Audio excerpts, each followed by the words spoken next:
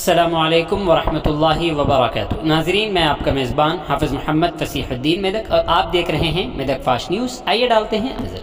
मेदक में BRS party कारकुनों का एक अहम इजलास मुनक़िद हुआ, जिसमें साबिक़ minister mister T Harish Rao और साबिक़ एमएलए मेदक श्रीमती एम पद्मा देवेंद्र रेड्डी ने बहैसियत मेहमान ख़ुसूसी शरीक हुई। इस मौके पर मिस्टर टी हरीश राव ने खिताब करते हुए कहा कि कांग्रेस पार्टी के तरफ से दी गई 6 ज़मानतों पर तवज्जो मरकूज करें ताकि वो अपोजिशन पार्टियों पर हमला करने से बाज रहे।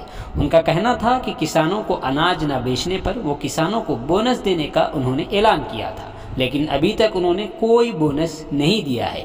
अगर कांग्रेस हुकूमत किसानों के तई मोहब्बत और खुलूस रखती है तो उन्होंने पार्लियामेंट इलेक्शन कोर्ट से पहले बोनस, 2 लाख कर्ज माफ़ी और पेंशन देने का मुतालबा किया। उसके साथ वो उन तमाम वादों को अमली जामा पहनाना चाहते हैं जो 17 मार्च तक कांग्रेस हुकूमत के क़याम के 100 दिन पूरे करेंगे। दलितों को मुआशी तौर पर तरक्की देने की नीयत से अगर दलित बंधु को मुतारफ़ कराने वालों के खाते में पैसे जमा किया जाए तो वो पैसा मुंजमद कर दिया गया और दलितों ने उसे ज़ाय कर दिया। ज़िला पार्टी के सदर साबिक़ एमएलए मेदक श्रीमती एम पद्मा देवेंद्र रेड्डी ने खिताब करते हुए कहा कि आइंदा पार्लिमानी इंतखाबात में ताकत का मुजाहरा करने की ज़रूरत है। उन्होंने कहा कि अपोजिशन की तरफ से किए गए तमाम अधूरे वादों को अवाम के दरमियान ले जाना चाहिए। हम दोबारा इक़्तिदार में आएंगे। रियासत उस वक़्त आगे बढ़ी जब चीफ मिनिस्टर KCR थे। हम आवाम को यकीन दिलाते रहें कि हम आगे बढ़ेंगे। उन्होंने जिस तरह से मनपसंद वादे करके आवाम को धोखा दिया है, अगर वादे पूरे न हुए तो फिर से तहरीक शुरू करने की ज़रूरत है। इस प्रोग्राम में मेदक हल्के के इंचार्ज तिरुपति रेड्डी, रियासती कायदीन इफ़को डायरेक्टर मिस्टर देवेंद्र रेड्डी, साबिक़ MLC Satyanarayana, municipal chairman mister T Chandrapal, हल्के मेदक के शहरी मंडलों के पार्टी सुदूर मिस्टर गंगाधर, अंजा गौड़, नागराजू, महेंद्र रेड्डी, राजू, विष्णुवर्धन, सुधाकर रेड्डी के अलावा BRS पार्टी के कायदीन की कसीर तादाद शरीक रही। आइए इस सिलसिले में एक तफसीली रिपोर्ट आप हजरात की पेश है। రైతు బంధు పథకాన్ని పెట్టిండు మన KCR. అంటే మనం ఎన్నికల్లో చెప్పని కూడా చేసినాం. 4 కిలోల బియ్యం ఉంటే 6 కిలోలు చేసిన పేదలకు, కరోనా వస్తే 10 కిలోల బియ్యం ఇచ్చిన పేదలకు, మళ్ళా గెలిస్తే ఈసారి సన్న బియ్యం ఇవ్వాలనుకున్నాం. కానీ వీళ్ళు ఉన్న బియ్యం బంద్ చేసినట్టు కనబడతా ఉన్నారు. వీళ్ళు వాస్తవాలు చెప్తారు, వాళ్ళు ఇచ్చిన మాట నిలబెట్టుకోవాలి. కానీ వాళ్ళని కూడా గమనిస్తే ఏం కనబడుతుందంటే కాంగ్రెస్ వాళ్ళది ఇంత చెప్పి మెల్లగా పార్లమెంట్ ఓట్లు కాగానే అయ్యో మేము అక్క మీదలు ఉన్నాయి అనుకున్నాం, కానీ ఇక్కడ కాలి మీదలు ఉన్నాయి, మాతో కాదని చేతులు లాగట్టున్నారు. వీళ్ళు ఏంటి దేనికి తయారు చేస్తున్నారు? ఓట్లు అయిపోయాక మెల్లగా అంత ఇక్కడ అక్క మీదలు లేవు, అంత ఖాళీ ఉన్నది, ఇక మాతో కాదు అని చేతులు లాగట్టుతుంది. అంతా కథ బటకం అడ్డుకొస్తున్నారు. అర్థమైతే లేదా కాగితం అని ఓట్లు ఏం చెప్పారు కంటే ఓట్లు కాగానే మెల్లగా చేతులు లాగట్టుతుంది. ఇక్కడ మేము సెక్రటరీ లెక్క మీద ఎత్తిన దొంగలు ఉంటాయి. అసలు లెక్క మీద సెక్రటరీలో ఫైళ్లు ఉంటాయి, కంప్యూటర్లు ఉంటాయి కదా, లెక్క మీద ఉంటాయి. ఇంకా మెదక్ కింద పొందడో లేకపోతే గట్ట ఎక్కడైనా బూత్ బంగ్లలో, బాధపడ్డ బంగ్లలో రాత్రి కూడా చదువుతున్నారు కొంతమంది. అవునా? మరి ఈయనకి ఎందుకు అనుమానం వచ్చింది? నాకు డౌట్ వస్తుంది. ఇవన్నీ మనకు అర్థమవుతున్నాయి. ఈరోజు దయచేసి మనం ఆలోచించాలి. నిజంగా ఇలా ప్రజల్లో చర్చ స్టార్ట్ అయింది. నిజంగా 4000 పెన్షన్ రాలే కదా, బోనస్ రాలే కదా, వచ్చిందా? 2500 అక్కజనులకు ఇస్తానని వచ్చినాయా? ఇవాళ తెలంగాణలో 1,52,00,000 మంది అక్క చెల్లెలు 18 ఏళ్ళు నిండిన వాళ్ళు ఉన్నారు. మరి వాళ్ళందరికీ 1,52,00,000 మందికి నువ్వు నెలకు 2,500 ఇస్తాన్నావా లేదా? అది ఇవ్వాలి కదా. మరి అది ఇవ్వమంటావో అది నాకు అడుగుతావా? మరి నువ్వే అంటావు ఇస్తాను కలిగితే ఇవ్వమంటున్నా. నీ 100 రోజులు ఎప్పటిలోగా అవుతుంది? మార్చి 17వ తారీఖు వరకు 100 రోజులు అవుతుంది. ఏప్రిల్ 1 వారంలో ఓట్లు ఉంటాయి. మార్చి 17 లోపు నువ్వు 2 లక్షల రుణమాఫీ, 2,500 బోనస్, 4,000 పెన్షన్ ఇస్తేనే ఏప్రిల్లో ఓట్లు వేస్తారు. ఇయ్యలేదనుకో ఇదే ప్రజలు వల్ల కరుగాల్చి కాంగ్రెస్ పార్టీ మాట పెట్టేది ఖాయం. మీరు కూడా చర్చ పెట్టాలి.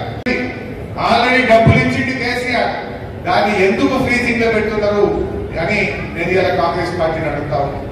దయచేసి ఇప్పటికే ఇచ్చిన దళిత బంధు లబ్ధిదారులకు వెంటనే 10 లక్షల రూపాయలతో ఆ యూనిట్ లో గ్రౌండ్ చేయించాలని చెప్పి నేను కాంగ్రెస్ పార్టీ డిమాండ్ చేస్తాను. ధర్నా చేస్తున్నాను. పాపం మా గొర్రెల కుటుంబాలకు డీడీలు కట్టింది గొర్రెల కోసం. ఇప్పుడు డీడీలనే వాపస్ అయ్యింది, గొర్రెలన్నా అయ్యింది. మీరు ఇస్తామన్నా 2 లక్షలన్నీ ఇవన్న మొత్తం వాళ్ళే చెప్పింది మేము 2 లక్షలు ఇస్తాం, సీదా ఇస్తామన్నారు. మీరు వచ్చి 2 నెలలేగా ఆ డీడీలు ఇస్తలేరు, గొర్రెలు ఇస్తలేరు. మీరు ఇస్తామన్న 2 లక్షలు కూడా ఇవ్వకుండా ఇవాళ యాదవులను కూడా వసూలు కోసుకుంటున్నటువంటి పరిస్థితి. వాళ్ళు ఎంతసేపు కూడా ప్రజల్ని ఇబ్బంది పెట్టేటువంటి ప్రయత్నం చేస్తా ఉన్నారు. నిజంగా మన మెదక్కు ఆ రోజు కేసీఆర్ గారు వచ్చినప్పుడు జిల్లా కలెక్టరేట్ ప్రారంభం చేసుకొని 50 కోట్లు మెదక్ పట్టణానికి ఇచ్చిండు కేసీఆర్. 100 కోట్లు ఏడుపాయల అమ్మవారికి ఇచ్చిండు మన కేసీఆర్. మన మెదక్కు రింగ్ రోడ్ శాంక్షన్ చేసింది కేసీఆర్. నేను గెలిచిన ఎమ్మెల్యే గారిని కోరుతా ఉన్నా, మరి శాంక్షన్ అయ్యి వచ్చిన పైసలు కూడా వాపసు కొడగొట్టారా? వచ్చిన పైసల్ని ఉపయోగించండి, వచ్చిన పనిని తెచ్చిన జీవోలు చేయండి, ఇంకా ఎక్కువ పైసలు తీసుకురండి, ఇంకా ఎక్కువ మెదక్కు డబ్బులు తీసుకురండి. కానీ తెచ్చినవి కూడగొట్టే దీన్ని ఏమంటారు? ఇలా ఊరూరికి 15 లక్షలు ఇచ్చింది కేసీఆర్, మెదక్ మున్సిపాలిటీకి 50 కోట్లు ఇచ్చింది, ఏడుపాయల అమ్మవారికి 100 కోట్లు ఇచ్చింది. వాటిని రద్దు చేస్తా ఉంటే గెలిచిన ఎమ్మెల్యే గారు మాట్లాడకపోవడం ఇది శోచనీయం. ఎవరైనా వచ్చిన పైసలు పోగొట్టుకుంటారా? గెలుపు అంతే. చీకటి రాత్రి అయినాక పొద్దుగా తెల్లాల్సిందే కదా. రాత్రి ఏంటంటే పొద్దున వెళ్తూ రావాల్సిందే. ఓటమి తర్వాత వచ్చేది గెలుపు. ఖచ్చితంగా గెలుపు వస్తుంది. మెదక్లో మళ్ళా మనం గులాబీ జెండా ఎగరేస్తాం. ఇది ఒక చిన్న స్పీడ్ బ్రేకర్ లాంటి. స్పీడ్ బ్రేకర్ ఉంటే బండి మెల్లగైతుందా లేదా? ఆ దాటినాక ఏమైంది? మళ్ళా పికప్ అయి మన స్పీడ్ గా పోదా? గ్యారంటీగా స్పీడ్ బ్రేకర్ దాటాం, మళ్ళా మన బీఆర్ఎస్ పార్టీని పికప్ తీసుకుంటాం, మెదక్లో గులాబీ జెండా ఎగరేసుకుంటాం. మీరు కూడా ఏం అదైతే పడకండి, భయపడకండి. మంచిగా ఉన్న విషయాలు ఆ 420 హామీలు ఉన్నాయి కదా, వాళ్ళ 6 హామీలు అంటారు. 6 కాదు, 420 హామీలు ఉన్నాయి. 420 ఉన్నాయి. ఆ 420ని మీరు ప్రజల్లో చర్చ పెట్టాలి. 6లో కూడా 6లకు 13 ఉన్నాయి. ఇప్పుడు 2 చేసిన ఒక అబద్ధం ఆడుతుంది. మహిళలు దాని పేరుతో మహాలక్ష్మి పెట్టింది. మహాలక్ష్మిలో 3 ఉన్నాయి. ఒకటి ఉచిత బస్సు, రెండవది 2500, మూడవది గ్యాస్. 3 ఇస్తే మహాలక్ష్మి అనే ఒక హామీ అవ్వలేనట్టు. వాడు 3 ఇవ్వకుండా ఒక బస్సు ఇచ్చింది అయిపోయినట్టు అంటలేదా?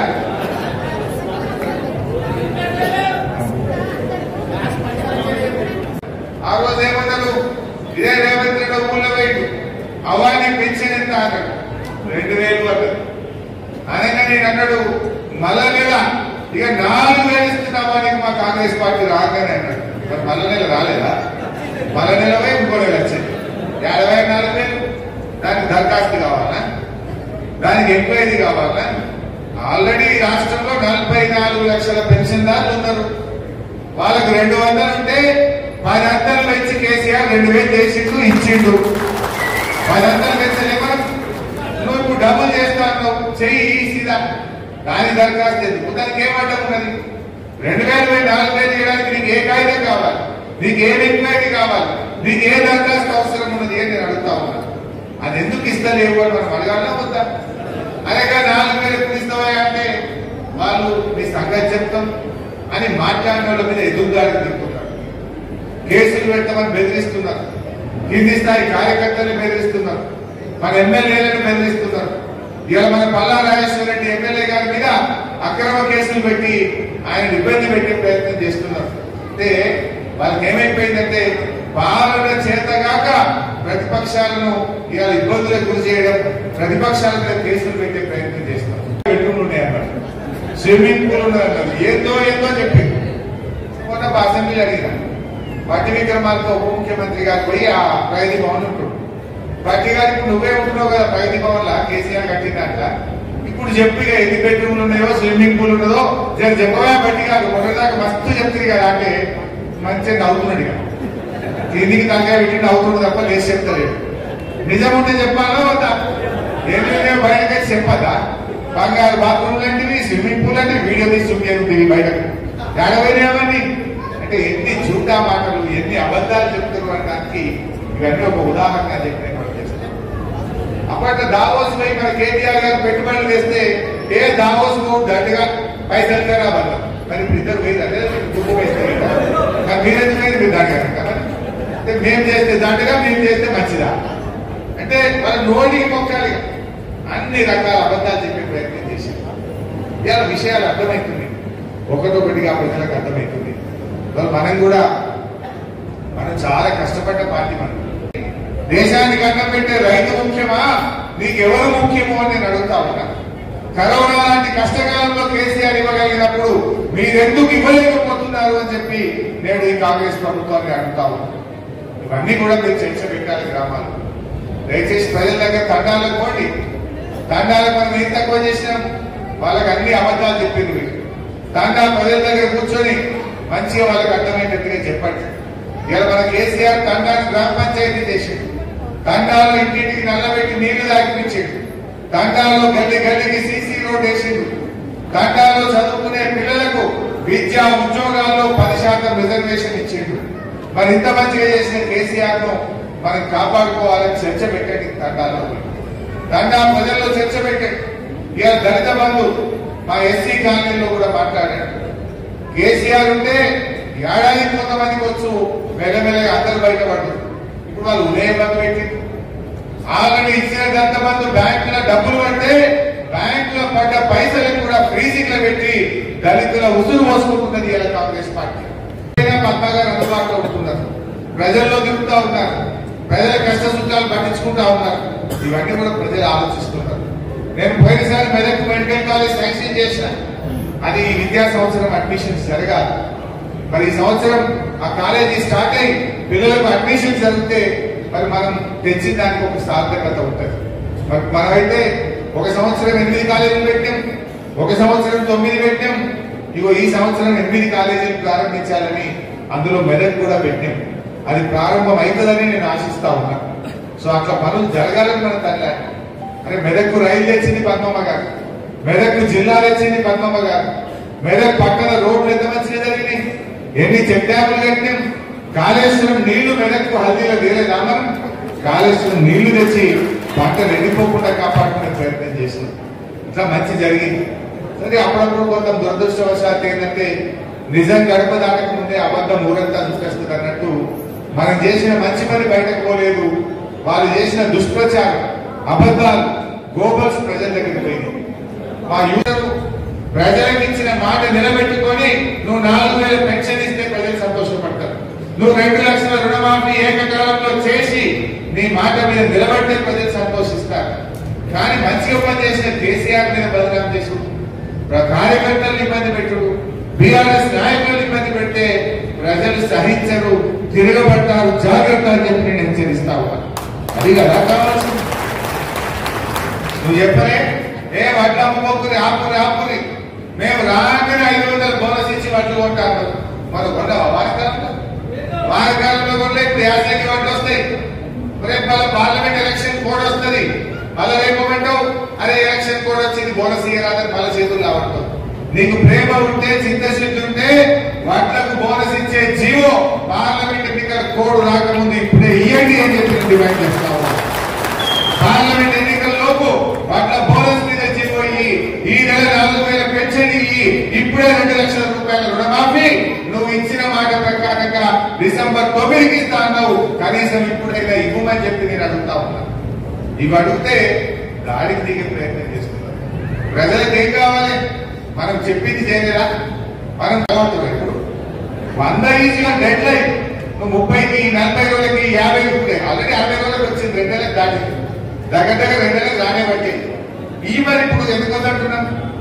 ఇదంతా కూడా వాళ్ళకు గోబల్స్ ప్రచారం చేసింది. బడ్జెట్ సరిపోదని తెలిసి కూడా, బడ్జెట్ లేదని తెలిసి కూడా ప్రజలను ఆశ పెట్టి మభ్యపెట్టి ఇవాళ ప్రజలను మోసం చేసినటువంటిది ఇవాళ కాంగ్రెస్ పార్టీ. కానీ మనం కూడా గమనిస్తా ఉన్నాం. అదే ప్రజలు తప్పకుండా ఇవాళ కేసీఆర్ అన్నమాట మీద నిలబెట్టారు.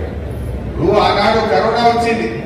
కరోనా వస్తే 45 రోజులు లాక్డౌన్, ఖజానాలో పైసలు లేవు, ప్రభుత్వానికి ఆదాయం లేదు.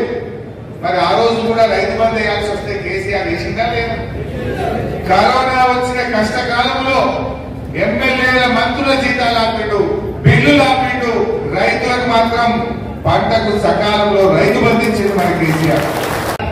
మా విజయలక్ష్మి నిలబడ్డ ఏడుంది విజయంగా ఎగరా టీఆర్ఎస్ లో దొరకబట్టుకుని చేసే పరిస్థితి వస్తుంది. అంటే ప్రజలకు అర్థమైంది విషయం. ఇలా కర్ణాటకలో 8 నెలలు అయింది, మనస పట్టింది. మన దగ్గర కూడా కొద్దిగా శురువు అయింది. ఇలా 24 గంటల కరెంట్ అన్నారు. ఎక్కడ కూడా 14-16 గంటల కంటే ఎక్కువ వస్తుంది. 14 గంటలు 16 గంటలే వస్తుంది. 3 సార్లు కాకుండా మోటార్లు కాస్తూనే ఉన్నాయి. నిన్న మా నందమూరు జెడ్పీటీసీ కలిసింది, ఉమా అని ఏదో మీటింగ్ పోతే కలిసింది. పాత మోటార్ ఊకే కాలిపోతుందని, అది మోటార్ పాత పడ్డది కదా అని కొత్త మోటార్ కొని తెచ్చి పెట్టిందట. కొత్త మోటార్ పెట్టి 11 రోజులు అయిందో లేదో అది కూడా కాలిపోయింది. మళ్ళా కాంగ్రెస్ వచ్చింది, మార్పు వచ్చింది, మోటార్లు కాలని శురువైంది. ఉందాతనాన్ని దెబ్బతీసింది. ఆ కుర్చీని కించపరిచే విధంగా ఆయన మాట్లాడుతూ ఉన్నాడు. ఇంకా ఏదో ప్రతిపక్షంలో ఉన్నారన్నట్టుగా మాట్లాడుతూ ఉన్నాడు. నిజానికి ఏమడిగినా మనం మీరు చెప్పిందే అడిగినాం. ఆయన చెప్పలేదా? మేము రాగానే డిసెంబర్ 9వ తారీఖు నాడు మొదటి సంతకం 2 లక్షల రుణమాఫీ మీద పెడుతున్నా అన్నడా లేదా? ఒకటేసారి 2 లక్షలు మాఫీ చేస్తా అన్నడా లేదా? 2 లక్షల రుణమాఫీ చేయకుండా ఇప్పుడు పార్లమెంట్ ఎన్నికల్లో కాంగ్రెస్ వాళ్ళు వస్తే జనం ఓట్లేస్తారే? మనం జనాలకు సంతానం చెప్పాల్సిన అవసరం మనమంటే ఆయనే అన్నాడు 9 తారీఖే ఇస్తా, ఒక్కటేసారి చేస్తా అన్నడా లేదా? మరి అలా మాట తప్పింది కాంగ్రెస్ పార్టీ.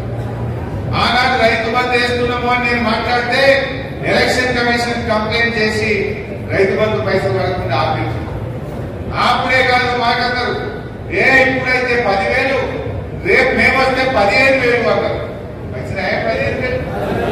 15 లేవు, 10 కూడా చక్కగా పట్టలేవు. బస్సులందరూ కొన్ని బస్సులు బంద్ పెట్టినట్టు. ఇదివరకు రామాయణపేట మేరకు రోజు 15-20 ట్రిప్పులు అంటే ఇప్పుడు 5 ట్రిప్పులు 10 ట్రిప్పులే నడుపుతుంది. కానీ బస్సులో ట్రిప్పులు కమ్మి చేసింది. కొన్ని ఊళ్ళకి బస్సులు బంద్ అవుతుంది. మళ్ళీ ఇలా ప్రజలకు ఇబ్బంది పెడుతున్నారు.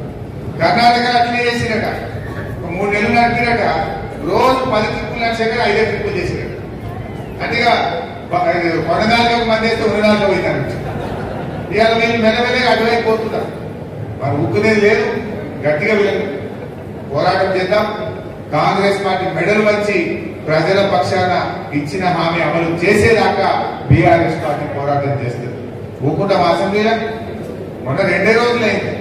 గట్టిగా అడిగినవా లేదా అసెంబ్లీలో? ఆయన అన్ని అబద్ధాలే.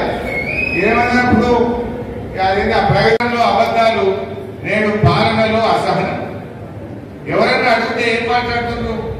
అయ్యా రైతు బంధు వల్ల ఏంటంటే ఎవరైనా అని చెప్తూ కూర్చుంటే అన్నాడు ఒక మంత్రి. అన్నడా లేదా?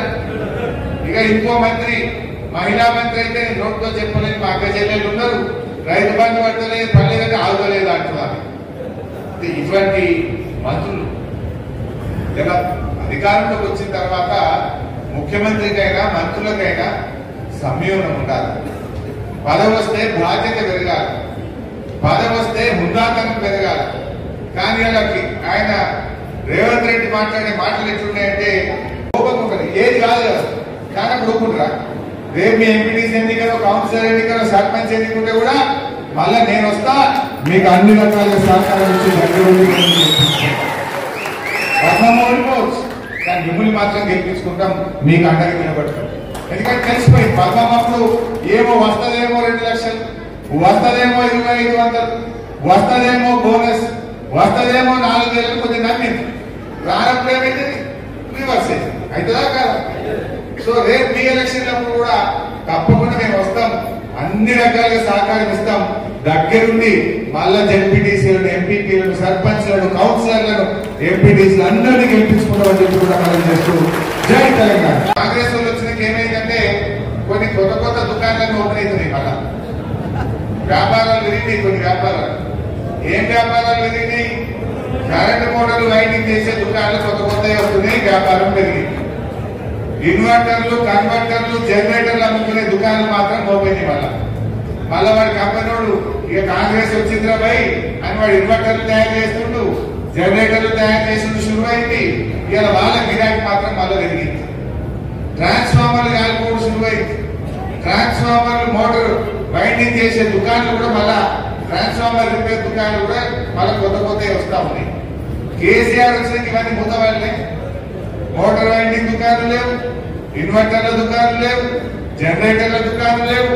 ట్రాన్స్ఫార్మర్లు మరమ్మతి చేసేది సగానికి సగం మూతపడ్డాయి. మళ్ళా కాంగ్రెస్ వచ్చింది, మార్పు వచ్చింది, మళ్ళా దుకాణాలన్నీ గొప్పవుతుంది. రైతు బంధు ఏది, రుణమాఫీ ఏది, లేదా కరెంటు పోతుంది ఆడాడ. ఆ కరెంటు పోయిన కాడ రీల్స్ చేసి ఎండిపోయిన పొలాలను రీల్స్ చేసుకుంటే మనం కూడా సోషల్ మీడియాలో ప్రజలకు చూపించాలి. వాళ్ళేమో అబద్ధాలను రీల్స్ చేసి మనం నిజాలను చేద్దాం, కనీసం వాస్తవాలు చేద్దాం. వాళ్ళ మాట తప్పిన దాన్ని మనం ప్రజలకు గుర్తు చేద్దాం. మనం కూడా సోషల్ మీడియాలో వాళ్ళు మాట తప్పిన దాన్ని, వాళ్ళు ప్రజలు మోసం చేసిన దాన్ని ఎండగట్టాలని చెప్పి కూడా నేను కార్యకర్తని కోరుతాను. బట్ ఫైనల్ గా నేను చెప్పేది ఒకటి, ఎవరు అధైర్యపడకండి. ఏ కార్యకర్త కష్టం వచ్చినా పార్టీ అన్ని రకాలుగా మీకు అండదండలు అందిస్తుంది, మిమ్మల్ని కాపాడుతుంది. ఇప్పుడు సీఎం కూడా కాపాడుతుంటది, ఎవరు భయపడాల్సిన అవసరం లేదని కూడా నేను మనం చేస్తాను. ఇలా 28 తండాలకు మనం రోడ్డు శాంక్షన్ చేయించాం. ఆల్రెడీ కొన్ని తండాలకు వేసినాం, ఇంకా కొన్ని మిగిలిపోయిన తండాలకు రోడ్లు శాంక్షన్ చేస్తే దాన్ని కూడా క్యాన్సిల్ చేసేసాం. ఇక టెండర్ పెట్టించి జల్దీ పని చేయిస్తారా, లేదు ఈ పని మాకు అవసరం లేదని క్యాన్సిల్ చేసి వాపస్ పంపుతారా? ఇలా తండాల్లో ఉంటే మా అన్నదమ్ములు, మా అక్క చెల్లెలు కూడా ఆలోచించాలని చెప్పి కూడా నేను ఈ సందర్భంగా విజ్ఞప్తి చేస్తా ఉన్నాను. సో ఏది ఏమైనా భవిష్యత్తు మనకే ఉంటుంది. మరి మీరు ఇలా చాలా ఓపిక ఉన్నారు. మీ ఉత్సాహం చూస్తా ఉంటే నాకు కూడా నమ్మకం కలుగుతా ఉంది.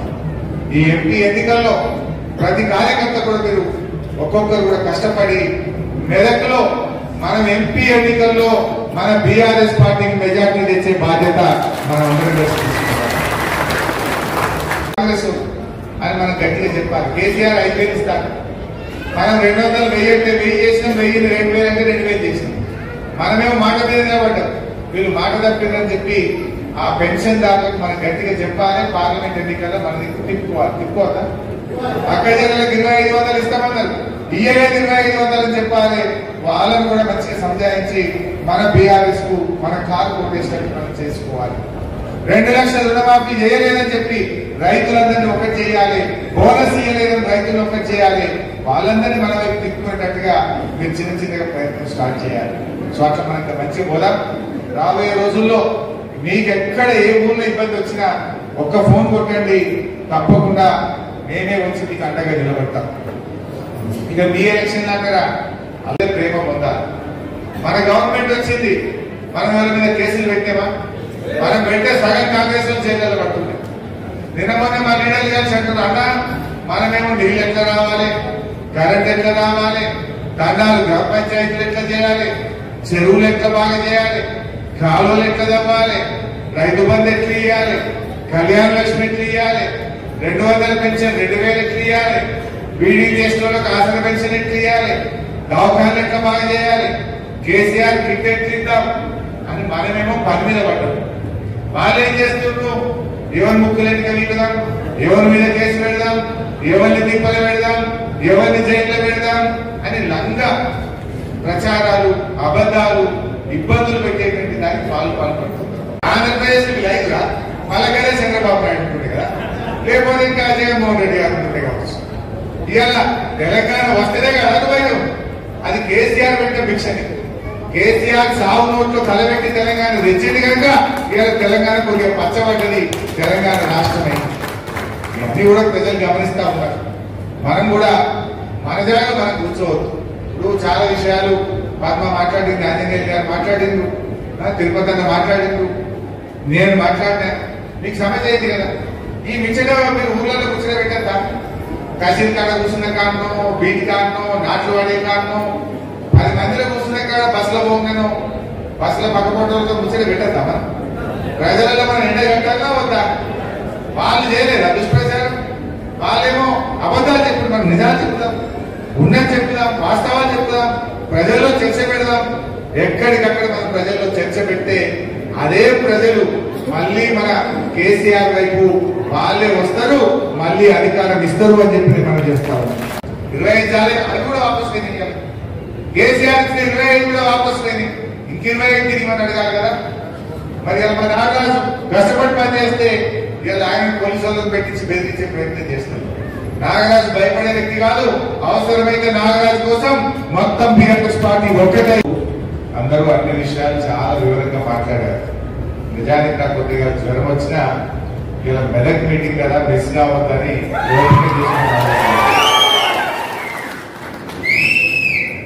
ఇందాక మిత్రులు మాట్లాడారు. వాళ్ళు నెరవేర్చని హామీలు అవన్నీ కూడా ప్రజలకు ఒకసారి ముందుకెళ్ళినాయి. ఎందుకంటే చేస్తారో ఏమైనా ఒక మనం 2 సార్లు గవర్నమెంట్ ఫామ్ చేసినాం కదా, ఇంకేమైనా కొత్తగా చేస్తారో ఏమనే ఒక నమ్మకాన్ని కలిగించే విధంగా వాళ్ళందరూ అబద్ధాలు అన్ని కూడా సత్యదూరాలు. వాళ్ళు చెప్పిన హామీ ఒక్కరు కూడా నెరవేర్చే పరిస్థితులు లేవు. మరి అవి ప్రజలకు వెళ్ళి నమ్మి మరి ఓటేయడం జరిగింది. 2 నెలల్లోనే దాని యొక్క రిజల్ట్ వచ్చి ప్రజలందరూ కూడా మెదక్ నియోజకవర్గం కావచ్చు, తెలంగాణ యావత్తు కూడా గౌరవ కేసీఆర్ గారు ఉన్నప్పుడే తెలంగాణ రాష్ట్రం ముందుకెళ్ళింది. అట్లాంటిది ఇప్పుడు మళ్ళా వెనుకంజ వేస్తున్నామని ఒక భయం కూడా ప్రజల్లో చోటు చేసుకుంది. కాబట్టి మరి ఆ భయం పోగొట్టాలి, మేము ఉన్నామనే భరోసా ఇవ్వాలి. మనందరం కూడా మన ప్రజల కోసం పనిచేయాలి, నిలబడదాం, ప్రజల పక్షాన్ని నిలబడదాం. ఎందుకంటే మనకు ప్రజలే అధిష్టానం అనుకున్నాం, ప్రజల ఆశీర్వాదమే మనకు గొప్ప అనుకోని ముందుకెళ్ళినాం. ప్రజలు ఒకసారి మరి ఈ విధంగా ఉండమని ఆదేశిస్తే ఆ విధంగా ఉంటాం. కానీ రేపు మళ్ళీ ఉద్యోగం చేసి మా ముందు నిలబడి కొట్లాడాలంటే మాత్రం మనందరం కూడా బరిగీసి తెగించి కొట్లాడి ప్రజల పక్షాన్ని పిలిచి తెలంగాణ రాష్ట్ర ప్రజలకు అన్యాయం జరగకుండా చూసే ప్రతిపక్ష పాత్ర కూడా మనమే పోషించాల్సిన అవసరం ఉంది. కాబట్టి అందరం కూడా మొత్తం ధైర్యంతో మళ్ళీ ఒక స్పీడ్ బ్రేకర్ గా ఇది భావించి రేపు రాబోయే కాలంలో మంచి రోజు తెచ్చుకునే విధంగా మనందరం కూడా కష్టపడి పనిచేయాల్సిన అవసరం ఉంది. ఇప్పుడు వచ్చే పార్లమెంట్ ఎన్నికల్లో కూడా మన సత్తా సాడాల్సిన అవసరం ఉంది. మొన్న పార్లమెంటరీ సమావేశాలు మన తెలంగాణ భవన్లో జరిగిన సందర్భంలో మన హరీష్ రావు గారికి గౌరవ కేటీఆర్ గారు కూడా మాట ఇవ్వడం జరిగింది. 7 నియోజకవర్గాలు ఉంటే అందులో 6 బిల్లులు ఇచ్చిన సార్ మనకు ఒకటే ఇబ్బంది వచ్చింది.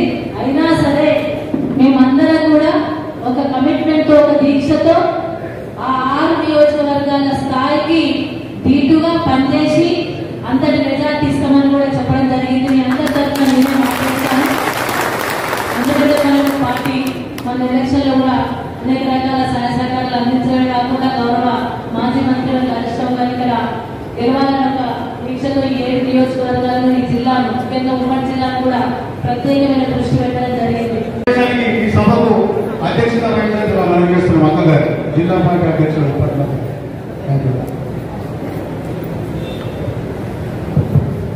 జై తెలంగాణ, జై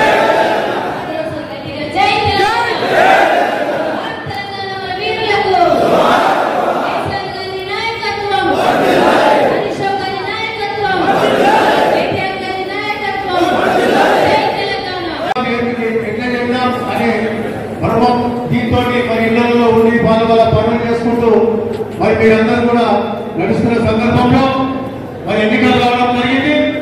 పార్లమెంట్ ఎన్నికల్లో మనం అసెంబ్లీ ఎన్నికల్లో అసెంబ్లీ సంబంధించిన పార్లమెంట్ ఎలక్షన్లకు సమాయత్త సభను ఏర్పాటు చేసుకోవడం జరిగింది. దాన్ని ఇచ్చేసిన గౌరవనీయులు మాజీ మంత్రివర్యులు హరీష్ రావు గారికి, వేదిక ఉన్న పెద్దలందరికీ, పార్టీ ప్రెసిడెంట్లకు అందరికీ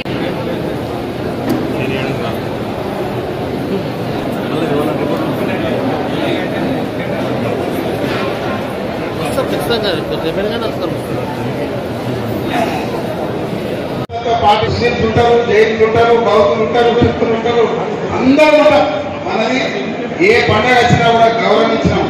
అన్ని రకాల మనం మరి అభివృద్ధితో పాటు మన పండుగలను, మన జాతరలను ఈరోజు సమ్మక్క సాయంత్రానికి మళ్ళా గులాలు పడుతున్నారు. ఇటు వ్యవసాయ రంగంగా కానీ అన్ని రకాలు ఆడుతుంది. ఏదో ఖర్చు జరిగింది అనుకున్నాం మన సందర్భం మనం చేస్తూ ఎవరి విషయంలో ఎవరు కూడా దయచేసి మనస్పర్ధలు ఉంటే మనసులకి తీసేసి ఇక్కడికెళ్ళి తీసేయండి. ఆయన అట్లా చేసిండు, ఈయన ఇట్లా చేసిండు, ఆయన అట్లా చేసిండు, ఈయన మోసం చేసిండు. గతం వదిలేసేది. తెలంగాణ రావాల్సిన దాని గురించి కూడా ఎన్ని రావాలో దాని గురించి కూడా మనం పోరాటం మన ఎంపీ చేసాం.